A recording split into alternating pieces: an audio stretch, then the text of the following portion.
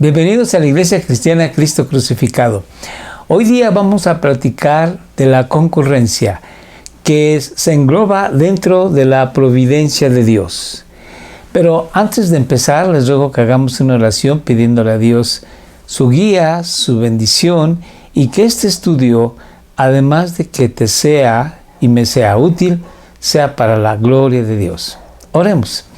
Bendito Dios, gracias te damos en el nombre de Jesús, tu Hijo amado, nuestro Salvador y Señor, porque a través de Él podemos venir ante tu santa presencia para darte gracias, porque tú riges los destinos del universo. Nada cae fuera de tu control. Te damos gracias porque desde el siglo y hasta el siglo, toda la eternidad está en tus benditas manos. Nuestras vidas están en tus manos.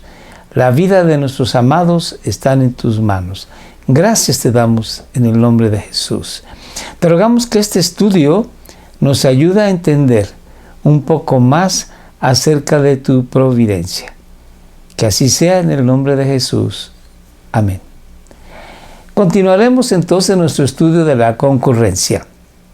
Y vamos a hablar de que todos los eventos que ocurren en el mundo están bajo el control de Dios. Vamos a platicar acerca de la vida de José. José, un hombre, hijo de Jacob, que tiene 11 hermanos que viven en Canaán, se encuentran en una situación de iniciar apenas la vida tribal. Y en esta relación tan estrecha que tiene la familia, sin embargo, hay hermanos de José que no lo quieren, que no lo estiman, que tienen celos de él y lo llegan a odiar. Llega el punto que lo quieren matar.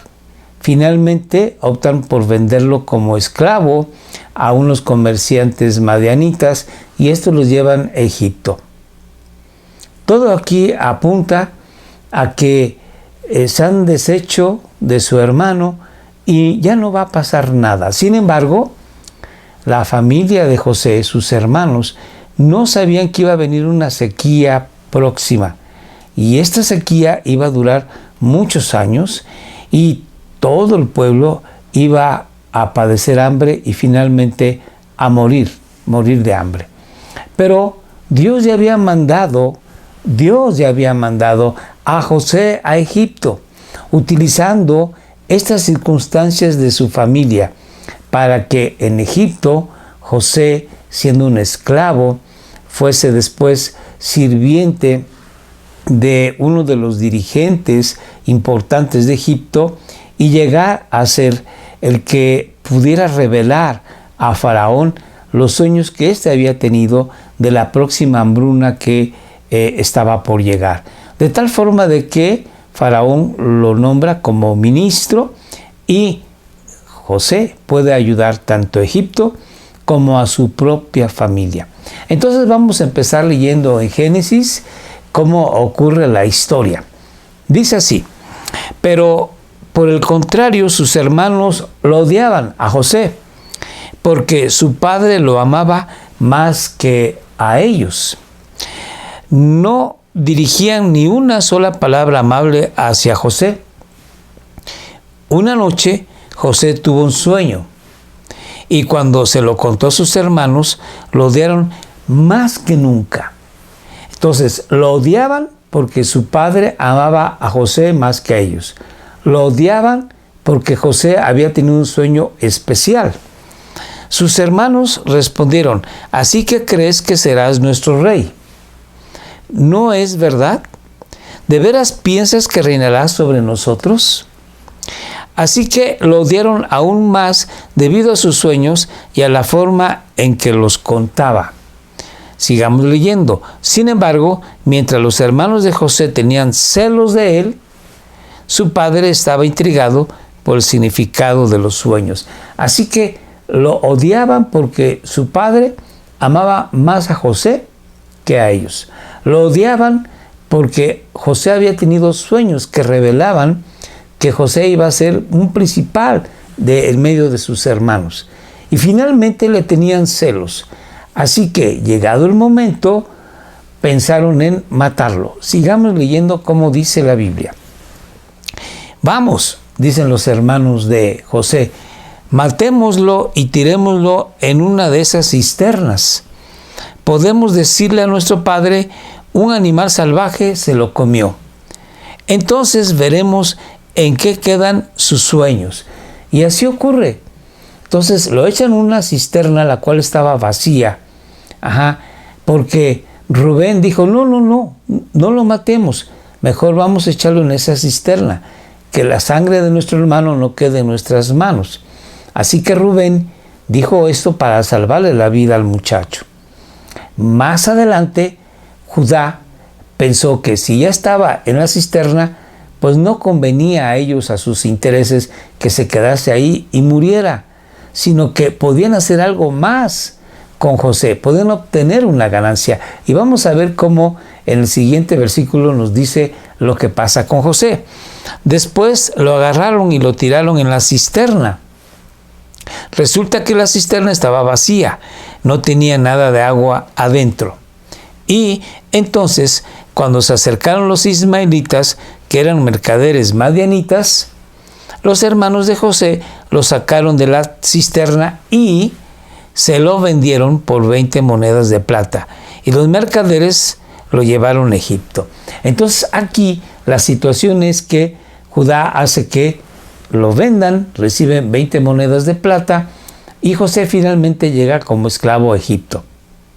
Más adelante, cuando llega la hambruna, cuando José ya es ministro vamos a decir, el ministro de alimentos, entonces llegan los hermanos de José a comprar semilla, a comprar alimento, y José se enfrenta con ellos y les dice, no teman, no les voy a hacer daño. Ustedes quisieron hacerme mal, pero esto ha sido para bien. Vamos a ver cómo dice en Génesis 45:5, dice, pero no se inquieten, le dice José a sus hermanos, ni se enojen con ustedes mismos por haberme vendido. Fue Dios quien me envió a este lugar antes que ustedes, a fin de preservarles la vida. Sí, a ustedes Dios les preserva la vida. Ustedes que son personas deshonestas, personas mentirosas, personas que quisieron matarme, sí, Dios les preserva la vida. Y entonces vemos aquí cómo Dios mueve las circunstancias, las situaciones, y de lo malo Dios utiliza esa maldad, ¿sí?, de que lo venden como esclavo para que José pudiese llegar a Egipto. Ser José educado en Egipto y ser una persona importante, y de esta manera mantener con vida al pueblo de Israel, a la tribu que es la semilla del pueblo de Israel. Vemos finalmente en Génesis 50:20 que dice, ustedes se propusieron hacerme mal, pero Dios dispuso. Dios ya lo tenía contemplado, no se le salió de control. Dios ya lo tenía en las manos, dispuso todo para bien. Él, Dios, me puso en este cargo, no ustedes. Ustedes me vendieron como esclavo.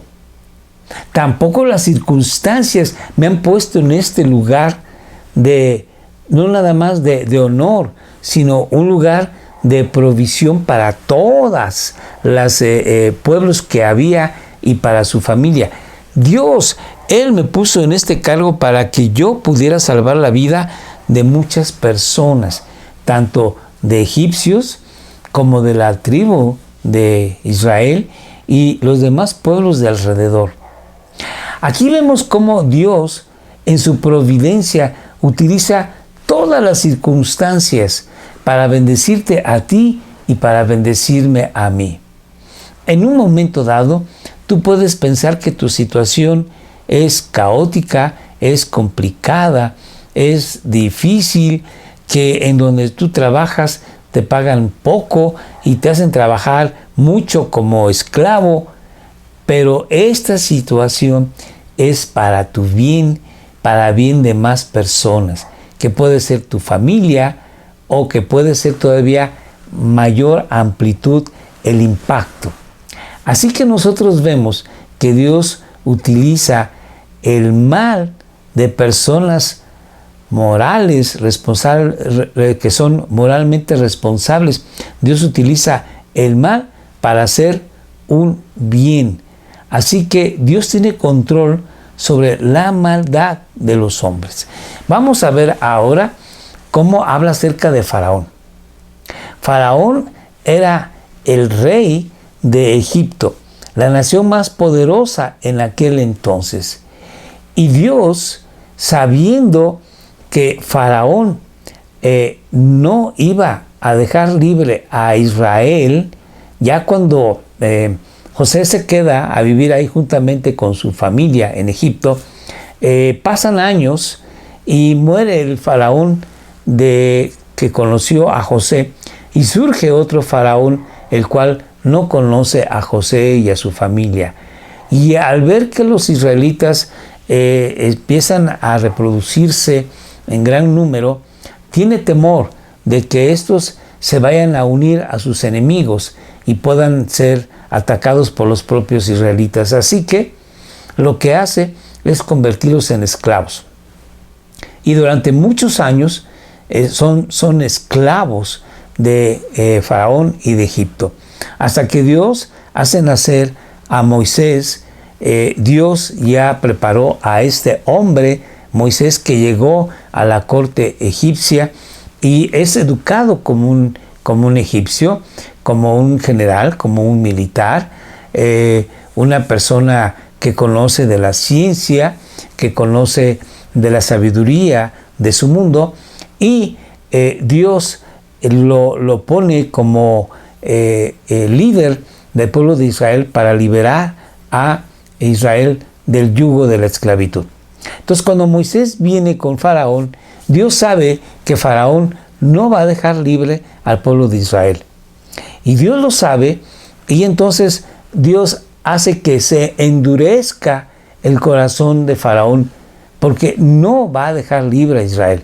Y Dios quiere endurecer el corazón de Faraón para mostrar su gloria, para mostrar la gloria de Dios, su poder, de tal forma de que ahora en estos tiempos nosotros alabamos y glorificamos a Dios cantándole de que Él hizo que los carros de Faraón fueran aniquilados en el Mar Rojo, y de que Dios levantó a su pueblo de la esclavitud, lo liberó y lo levantó y lo llevó por el desierto. Todavía nosotros cantamos estas proezas de Dios, y esto ocurrió porque Faraón no iba a dejar libre a su pueblo. Así que Dios endurece el corazón de Faraón. Vamos leyendo los versículos que siguen para ir explicando la situación. Vemos así en Éxodo 7:3. Dice la Biblia: sin embargo, haré que el corazón del Faraón se ponga terco, duro, rebelde, para poder multiplicar mis señales milagrosas y mis maravillas en la tierra de Egipto. Dios le dice a Moisés: yo voy a hacer que Faraón se ponga terco, que se ponga duro de su corazón y no los deje libres, pero yo voy a mandar plagas tras plagas tras plagas a Egipto, de tal forma de que en la última plaga Faraón los deje libres. Y esto es para magnificar mi nombre, porque mi nombre será conocido en toda la tierra. Y así fue. Cuando llega el pueblo de Israel a las puertas de Jericó, una ciudad amurallada, los de Jericó estaban con temor, con temblor, con miedo. Y dicen: es que nosotros sabemos, ¿sí?, del Dios glorioso que ustedes tienen. Sabemos de la fama que tiene su Dios, de que ha destruido Egipto. ¿Y cómo no vamos a estar temblando de que ustedes estén allá afuera de nuestras murallas, porque su Dios es temible. Así que la fama de Dios llegó más allá del territorio de Egipto. Y las personas que vivían en Canaán, que iban a ser aniquiladas, iban a ser destruidas para que entrara el pueblo de Israel, tenían mucho miedo. Y con razón, porque habían escuchado del nombre glorioso y poderoso de Dios y todos los hechos que Dios había ejecutado en Faraón y los egipcios. Más adelante vamos a ver cómo es que en su gran misericordia Dios a estos pueblos de Canaán les dio mucho tiempo para arrepentirse, porque Dios es misericordioso, pero también es justo. Y si no se arrepiente el ser humano, Dios hace juicio. Bueno, vamos a seguir leyendo ahora cómo nos dice en Romanos, en el Nuevo Testamento, acerca de esta situación de Faraón. Dice en Romanos 9:17, pues las Escrituras cuentan que Dios le dijo a Faraón: te he designado con el propósito específico de exhibir mi poder en ti y dar a conocer mi fama por toda la tierra, lo que yo les acabo de decir. Entonces, Dios hizo estas proezas, maravillas, señales, milagros, prodigios, para que su nombre, el nombre de Dios, fuese conocido en toda la tierra poblada de aquel entonces.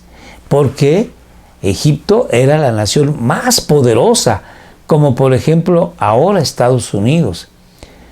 Todo lo que está ocurriendo con Donald Trump en todo el mundo se sabe. Lo que él diga hoy, mañana se sabe. O lo que él haga hoy, mañana se sabe en todo el mundo. Entonces, Dios así actuó contra Faraón y contra Egipto para que el nombre de Dios fuese conocido.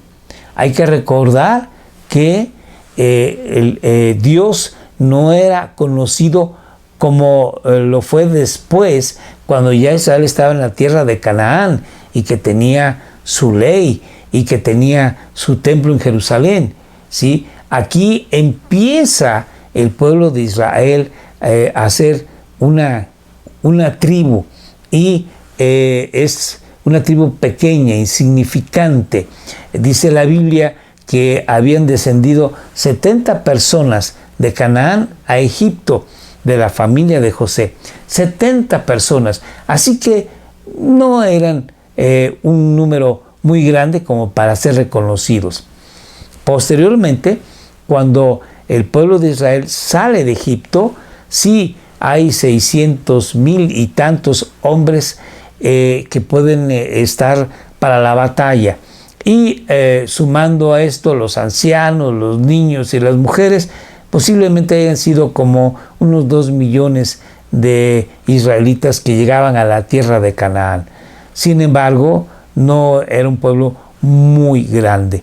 Pero bueno, sigamos entonces con la historia y vamos a ver cómo en Éxodo 14:17 nos dice lo siguiente: yo endureceré, dice Dios, el corazón de los egipcios y se lanzarán contra los israelitas.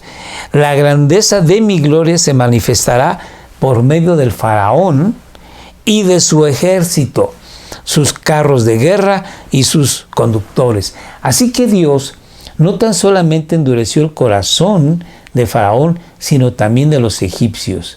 Era un pueblo idólatra, un pueblo que tenía muchos ídolos, muchos dioses, y Dios ya les había estado hablando a los egipcios acerca de Él, que es el único Dios. Sin embargo, los egipcios no aceptaron esto. Por esta época, un poco antes, hubo un faraón que ordenó quitar todos sus ídolos y solamente tener un solo Dios. Sin embargo, hubo una revuelta de los sacerdotes juntamente con los militares y el pueblo, y a este faraón lo mataron para poder continuar los sacerdotes con su poder y restauraron todo el panteón, se le llama, todos los dioses que ellos tenían. Entonces vemos que el pueblo egipcio negaba al Dios verdadero. Y vamos a ver nosotros más adelante cómo es que Dios les da tiempo a las naciones para arrepentirse. Y cuando esto no ocurre, Dios hace juicio. Vamos a ver en Josué 11:20 cómo es que Dios le da indicaciones a Josué de que tiene que entrar a la tierra de Canaán y tiene que exterminar a las tribus de los cananeos, amorreos, jebuseos, heteos. Estas tribus que habitaban Canaán, ¿sí?, que Dios ya les había dado con tiempo atrás, tiempo para arrepentimiento y no lo hicieron. Este es el día del juicio, es cuando llega Josué con el ejército israelita y Dios ordena que tienen que matar a toda persona e incluso animales, un exterminio total.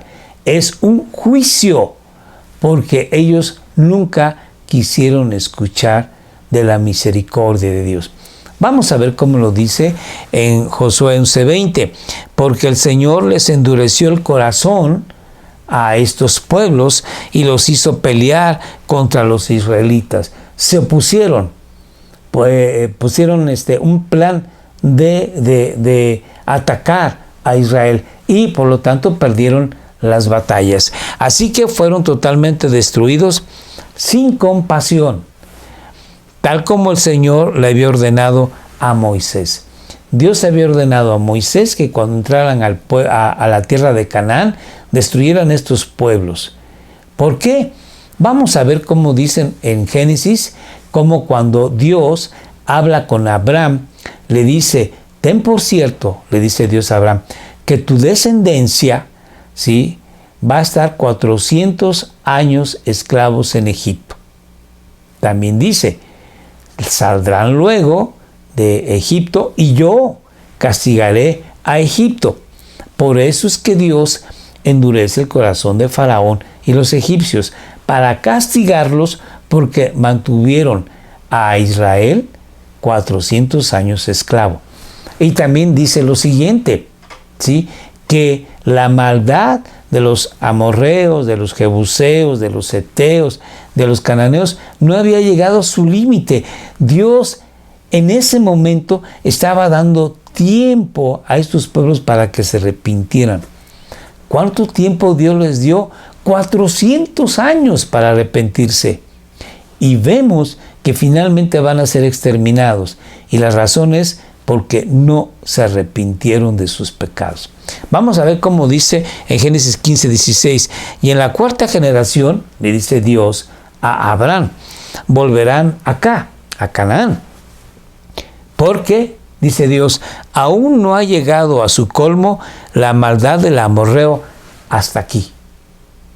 Todavía no ha llegado al colmo la maldad del amorreo, del jebuseo, del heteo, del heveo.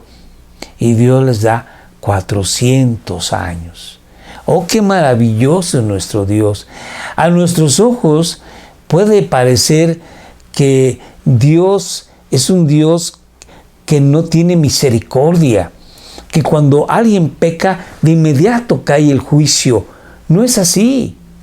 Tú y yo estamos vivos hasta este momento porque por la misericordia de Dios hemos llegado hasta esta edad. Y Dios nos ha dado la bendición de conocer a Jesucristo como nuestro Señor y Salvador. Pero, ¿qué pasó con nuestra vida antes de conocer a Jesús? Estuvimos 5 años, o 10, o 20, o 30, o 40, o 50 años sin obedecer a Dios. Y Dios nos dio todo ese tiempo para que nos arrepintiéramos. Porque es bien cierto que nosotros pudiéramos haber muerto acabando apenas de nacer. Y no fue ese el caso. Así que aquí Dios dio tiempo a estos pueblos, 400 años para arrepentirse. Y Dios también habló a Egipto. Dios también quería que Egipto se arrepintiera. Y como llegó el tiempo que no se habían arrepentido, Dios obró un juicio. ¿Qué es este? Cuando Moisés saca al pueblo de Israel hacia el desierto, Dios hace juicio. Bueno, ahora vamos a ver nosotros cómo en el transcurso de la historia bíblica vemos que Dios también hace juicios contra otras naciones por la situación de que no buscan del Dios verdadero. Vamos a estudiar acerca de la vida de Sansón. Sansón es un nazareo, es un hombre que está dedicado a Dios y se convierte en juez de Israel. Llegado el momento, Sansón es un joven casadero y ve a una chica filistea que le agrada y le dice a su padre y a su madre: quiero a esa mujer como mi esposa. Así que hablen con sus padres y que me la den como esposa. Su padre y su madre le dicen: pero Sansón, si hay tantas mujeres en nuestra tribu y además hay tantas mujeres bonitas aquí en Israel, ¿por qué tiene que ser esa mujer filistea? Lo que ellos no sabían es que Dios estaba utilizando las circunstancias para que Sansón pudiese hacer juicio contra los filisteos. Vamos a verlo como dice en Jueces 14:4. Su padre y su madre no se daban cuenta de que el Señor estaba obrando en todo esto con el fin de crear una oportunidad para actuar contra los filisteos que en ese tiempo gobernaban Israel. Los filisteos estaban teniendo a Israel, ¿sí?, como un pueblo tributario para los filisteos, ¿sí? Los habían conquistado y era tal el pesar del pueblo de Israel que clamaban a Dios pidiéndole un libertador. Así que Dios puso como libertador a Sansón. Y para encontrar una oportunidad, Dios hizo que Sansón se enamorara de una mujer filistea. Sucede después que esta mujer filistea no se le da a Sansón como se le había prometido, y entonces Sansón pues hace la batalla, la guerra a los filisteos. Finalmente, estos filisteos atrapan a Sansón, le cortan el cabello, le sacan los ojos y lo tienen como si fuese un payaso de rodeo.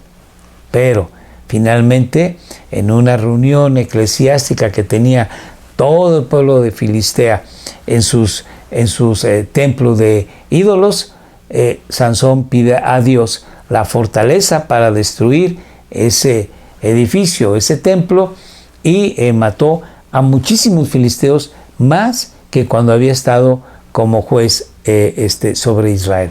Entonces vemos aquí que Dios utiliza, ¿sí?, a hombres malvados para sus fines, sus propósitos. Y en este caso vuelve Dios a hacer un juicio contra los filisteos que tenían con su bota, vamos a decir así, en la yugular de Israel. Y Dios utiliza las circunstancias de la vida de Sansón para magnificarse Dios.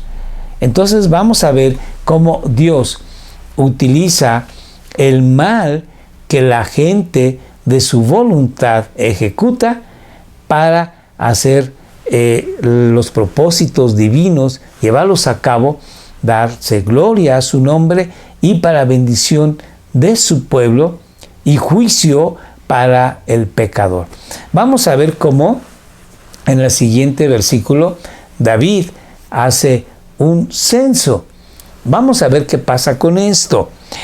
En el segundo libro de Samuel, David hace un censo y dice así: una vez más el enojo del Señor ardió contra Israel. ¿Por qué? Y provocó que David les hiciera daño al levantar un censo.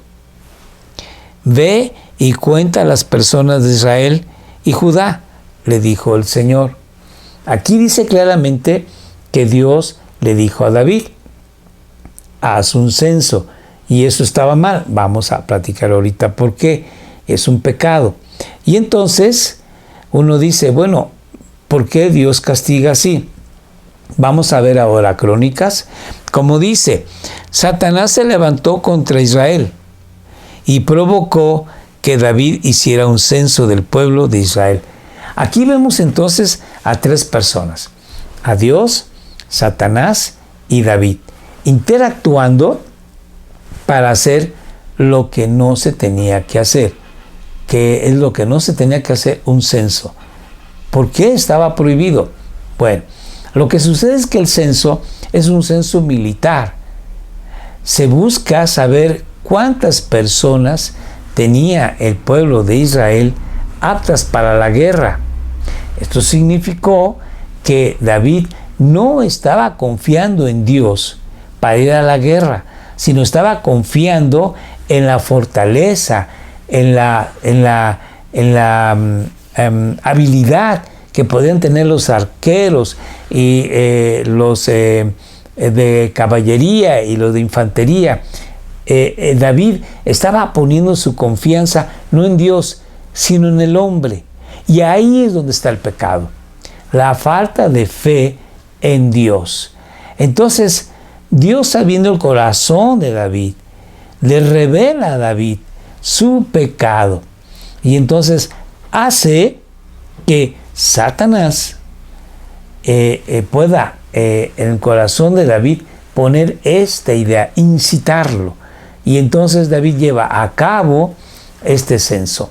Al final de cuentas, quien tuvo la culpa fue David, porque David es una persona que es moralmente responsable. Y así tú y yo somos moralmente responsables. Si tú cometes adulterio, no le eches la culpa a Dios, no le eches la culpa a Satanás. Dice Santiago que tú has caído en tentación, has pecado porque tus concupiscencias, tus malos deseos están en ti y tú has hecho caso a esos malos deseos.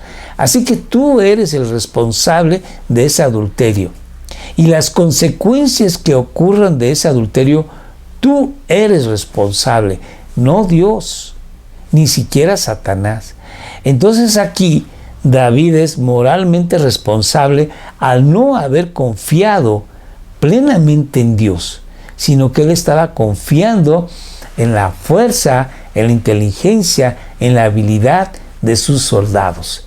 Y Dios le mostró a David que eso estaba equivocado. Y a ti y a mí, Dios nos muestra que no es, como dice en la Biblia, no es por ejército ni con espada, sino con tu espíritu, con Dios.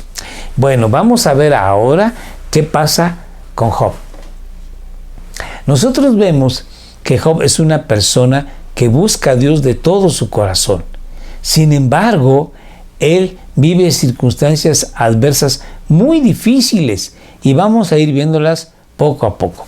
Empezamos aquí en Job 1:12, que llegan mensajeros diciendo: mira, oh Job, pasó esto con tus hijos, pasó esto con tus ganados, pasó esto con tus sembradíos. ¿Y cuál fue la respuesta de Job? Vamos a verlo. Muy bien, puedes probarlo, dijo el Señor a Satanás. Aquí Satanás le había dicho a Dios: mira, Job está cercado de todas tus bendiciones y por eso te ama, por eso te busca, pero quítale todo lo que tiene y verás que te va a maldecir en tu cara. Dios sabía el corazón de Job. Job era una persona recta. Sin embargo, Dios permitió esta circunstancia adversa. Sí, Dios lo permitió para darse gloria y para bendición de Job.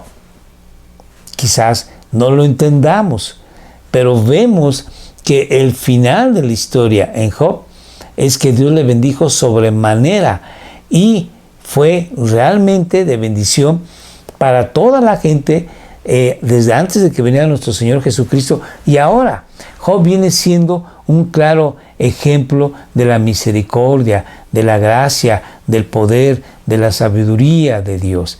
Y esto nos da a nosotros confianza de que cuando nosotros pasemos por circunstancias adversas, aunque no sepamos el motivo, sabemos que Dios está bajo control.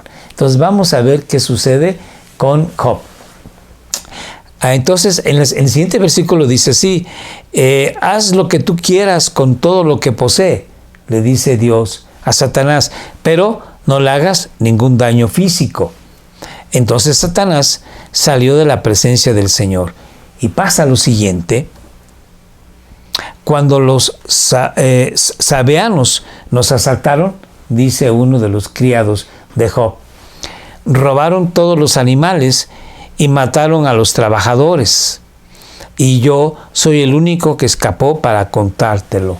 Entonces uno de los mayordomos de Job dijo, los sabeos llegaron y mataron a tus servidores y se llevaron tu ganado, y yo fui el único que pude escapar y vengo a darte este informe. Vamos a ver qué sucede más adelante. Mientras este mensajero todavía hablaba, llegó un tercero con esta noticia. 3 bandas de saqueadores caldeos, ahora ya no son sabeos, sino los caldeos, robaron tus camellos y mataron a los sirvientes. Yo soy el único que escapó para contártelo. Y llega otro más. En el siguiente versículo dice, de pronto un fuerte viento, dice uno de los mayordomos, un fuerte viento del desierto llegó y azotó la casa por los 4 costados. Y entonces la casa se vino abajo y todos ellos murieron. Yo soy el único que escapó para contártelo. La casa donde estaban los hijos e hijas de Job cayó y murieron sus hijos. Así que es arrasado su cultivo, es robado su ganado y son muertos sus hijos. ¿Y cuál fue la respuesta de Job? Veamos la respuesta que tiene Job ante estas circunstancias tan crueles. Dice, y dijo, desnudo salí del vientre de mi madre y desnudo estaré cuando me vaya. Termina. El Señor me dio lo que tenía y el Señor me lo ha quitado. Y vean ustedes, alabado sea el nombre del Señor. Reconoce Job, ve más allá con sus ojos de fe, que los sabeos, que los caldeos, ¿sí?, aunque son moralmente responsables, son tribus nómadas asaltantes, ¿sí?, son hombres que hacen fuerza y que son hombres despiadados, que ellos son culpables. Job, ve más allá y sabe que Dios está sobre esas circunstancias. Dice, Él me ha dado lo que tengo y voy a regresar a Él desnudo. Dios dio todo lo que tenía, su ganado, sus sembradíos, su familia, y Dios quitó. Sabemos que son los sabeos y los caldeos y una fuerte tormenta, pero Dios al final de cuentas está sobre esas circunstancias, controlando esas circunstancias adversas, difíciles, crueles. ¿Y qué dice? Alabado sea el nombre del Señor. No le imputó a Dios nada malo y bien hizo. Y tú y yo así también tenemos que actuar. La Biblia nunca dice que Dios hace lo malo, ni que a Él le agrada y se goza en lo malo. No, a Él le duele el pecado, a Él le duele la maldad. Sin embargo, Dios tiene control de esa maldad y utiliza esa maldad para sus fines que van a ser siempre santos, buenos, justos. Así que Job reconoce que todo esto, ¿sí?, Dios lo tenía bajo control y por eso alaba el nombre de Dios. Bueno, vamos a seguir ahora leyendo acerca de que Dios utiliza las cosas malas que llegan a ocurrir para castigar también a su pueblo, a ti y a mí. Dios nos va a llamar la atención si nosotros seguimos haciendo lo malo, si seguimos pecando. Porque tú y yo no podemos decir, bueno, ya soy cristiano, me voy a ir al cielo y haga lo que haga, yo no me voy a perder. Pero si tú estás pensando así, quiere decir que tu corazón no está correcto y Dios te va a castigar. Ciertamente puede llegar al punto en que Dios quite tu vida de esta tierra para que no te pierdas. Pero si no ocurre así, Dios puede permitir circunstancias difíciles en tu vida para llamarte la atención, para corregirte, para tu bien. Israel era un pueblo que tenía la ley de Dios. Era un pueblo que había sido librado de la esclavitud de Egipto con proezas, con milagros. Lo acabamos de decir. Y a ellos no se les podía olvidar esto. Sin embargo, se les olvidó. Se les olvidó que tenían un Dios poderoso, un Dios justo, un Dios bueno, un Dios misericordioso, pero que es un Dios santo y que no permite el pecado en su pueblo. Así que Dios les habla de una manera muy fuerte diciéndoles, ustedes son idólatras, tienen ídolos de madera, de cerámica, ídolos que cargan, ídolos que construyen, ídolos que hacen, que son mudos, que no hacen nada y me han dejado a mí, al Dios verdadero, y por lo tanto te voy a castigar. Vamos a ver cómo en el libro de Amós Dios les habla así de una manera fuerte al pueblo de Israel acerca de su idolatría y su castigo pertinente. Dice, hice, dice Dios, que pasaran hambre en cada ciudad y que hubiera hambruna en cada pueblo. O sea, Dios hizo que tuviesen hambre, que hubiera sequía, que los cultivos no rindieran, para que padecieran hambre y que de esta manera reaccionaran y buscaran a Dios. Pero aún así, ustedes no se volvieron a mí. Eso es importante. Si tú te quedas sin empleo, déjame decirte que es o puede ser para llamar tu atención, para que busques a Dios. Sigamos leyendo. Dice el Señor, yo detuve la lluvia cuando sus cosechas más la necesitaban. Envié la lluvia sobre una ciudad, pero la retuve en otra. Llovió en un campo, mientras otro se marchitaba. La gente deambulaba de ciudad en ciudad buscando agua y nunca había suficiente. Pero aún así, ustedes no se volvieron a mí, dice el Señor. Envió hambruna, envió sequía, no había cosecha, no había agua, para llamarte la atención. Y tú nunca volteaste y buscaste a Dios de tu corazón. ¡Ah, Israel! Entonces, dice Dios, te voy a castigar todavía más. De esta manera. Arruiné sus cultivos y viñedos con plaga y moho, dice Dios. La langosta devoró todas sus higueras y todos sus olivos. Ya no había higueras, ya no había parra, ya no había olivo. Pero aún así ustedes no se volvieron a mí, dice el Señor. Los castigué como un padre amoroso castiga a sus hijos con una vara en las nalgas, fuerte, para que reaccionaras. Y no reaccionaste, oh Israel, dice Dios. Sigamos leyendo. Les mandé plagas como las que envié sobre Egipto. De esas plagas temibles hace tiempo, dice. Maté a sus jóvenes en la guerra y llevé lejos a todos sus caballos. ¡Qué barbaridad! ¿Ven ustedes?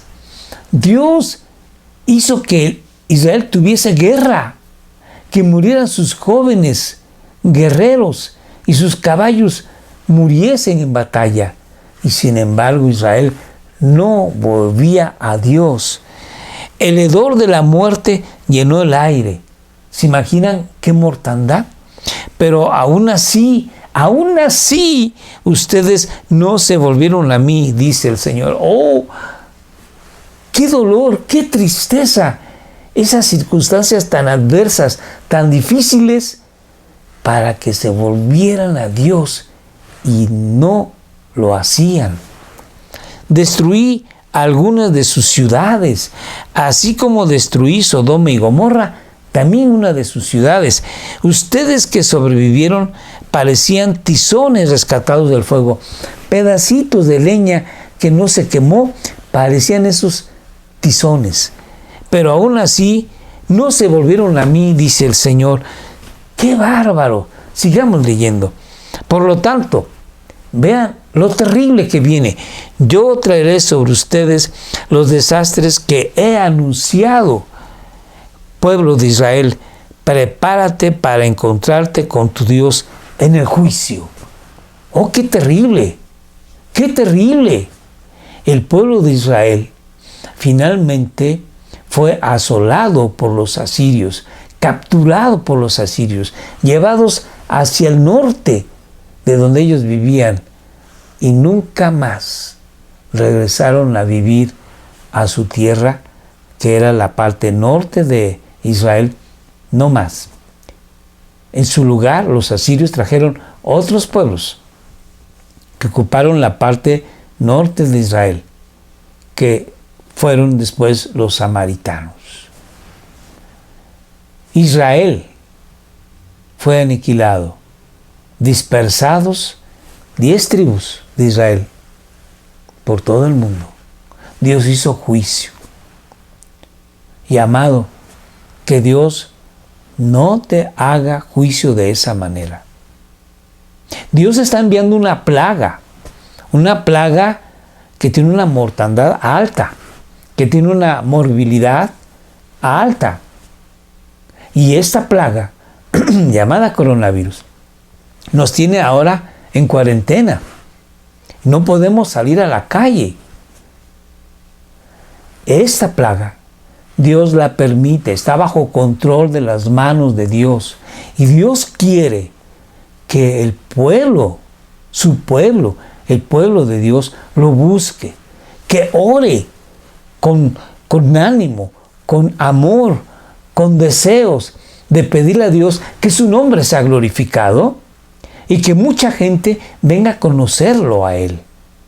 Esta plaga servirá para que el pueblo de Dios se despabile, despierte, abandone sus costumbres, vamos a llamarlo así, mundanas, sus costumbres muy incrustadas en uno. Costumbres de, pues nada más voy el domingo a la iglesia, leo la Biblia 2 veces a la semana, le doy gracias a Dios en oración por los alimentos y eso es todo. Dios quiere un compromiso de su pueblo, un compromiso de todos los días, de buscarle con amor, con gratitud, con alabanza, de compartir el evangelio al vecino, al compañero de trabajo. Dios quiere que su pueblo se avive. Y Dios quiere que la gente que no lo conoce venga a conocerlo.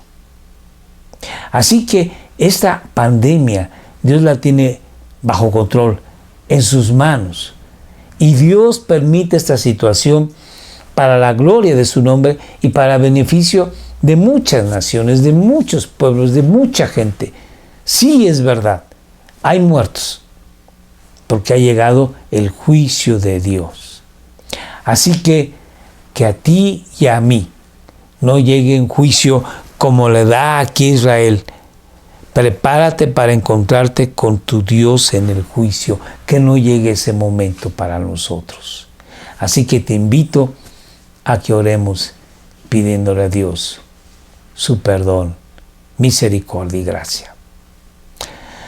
Dios, en el nombre de Jesús, perdona nuestra frialdad, perdona nuestra necedad de no buscarte con todo nuestro corazón. porque hemos estado ocupados en las cosas de la vida, llevando el pan a nuestra mesa, ocupados con los quehaceres del hogar, ocupados con la vida social. Nos metemos más en las redes sociales que en el escudriñamiento de tu bendita palabra. Perdónanos. Hemos pecado. Contra ti solamente hemos pecado. Perdona, oh Dios, nuestros pecados. Límpianos de esta iniquidad y haznos renacer en una relación fresca, real, nueva, victoriosa, entregada contigo. Y Señor Dios, te rogamos por la salvación de las personas que nos rodean y que podamos hablarles de tu palabra. Decirles de una manera simple y llana que tú les amas y estás pronto a perdonar sus iniquidades si tan solamente se vuelven a ti y creen que Jesucristo pagó ya en la cruz sus pecados. Te rogamos por nuestros gobiernos, por nuestras naciones, que tú bendigas a los líderes y que tomen las decisiones que deban de tomar conforme a tu santa y buena voluntad. A ti es la gloria, la honra y la alabanza en el nombre de Jesús. Amén. Querido amigo, te invitamos a que nos acompañes en oración todos los días a las 6 de la tarde. También búscanos en YouTube, en Facebook, Iglesia Cristiana Cristo Crucificado. Suscríbete, puedes ver los videos anteriores y todos los días estamos, los miércoles, los viernes a las 7 de la noche y los domingos a las 12 del día. Y todos los días estamos pues a tu disposición para que te comuniques con nosotros. Que Dios te bendiga. Muchas gracias.